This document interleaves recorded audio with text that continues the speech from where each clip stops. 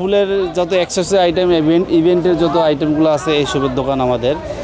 তো আমরা এখানে প্রায় 20 বছর ধরে ব্যবসা করি, 20-25 বছর। আমাদের একটা স্বপ্ন, আমাদের জীবনের একটা লাইফ, এটা দিয়ে আমরা অনেক স্বপ্ন দেখেই করি।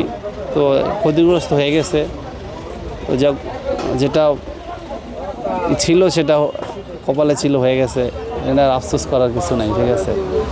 আর আমাদের এখানে আগুনটা আমাদের মার্কেট না, আমাদের পার্শ্ববর্তী এই যে কিছু যে গ্যাস বেলুন ফোলায়, ওখান থেকে আপনার লিকেজ হয়ে আগুনটা দ্রুত চারিদিকে ছড়িয়ে পড়ছে।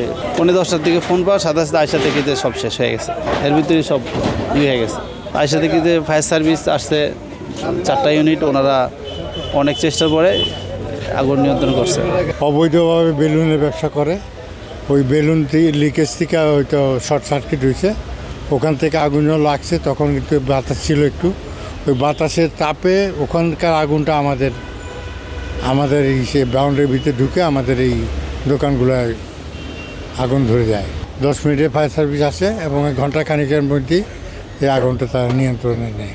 ফুলের কাজে মানে আনুষঙ্গিক যে ম্যাটেরিয়ালসের প্রয়োজন হয় সেগুলো দোকানে ছিল। সেই দোকানগুলোতে এই 5টা দোকানে আমরা আশঙ্কা করতেছি 25 লক্ষ টাকার মতো ক্ষতি হয়েছে। এবং পাশে যে দোকান আছে এখানে 8টা দোকান ক্ষতিগ্রস্ত হয়েছে। এইটা মনে করেন 8টা দোকানে লাখখানেক টাকা ক্ষতিগ্রস্ত হয়েছে, যেহেতু এটা ফাঁকা দোকান ছিল। পুলিশ সামনে এসে আইনগত সহযোগিতা পুলিশ দিচ্ছে। গত রাতে সেনাবাহিনীও ছিল, তারা সাহায্য করছে আমাদের এই আগুন নিভানোর কাজে।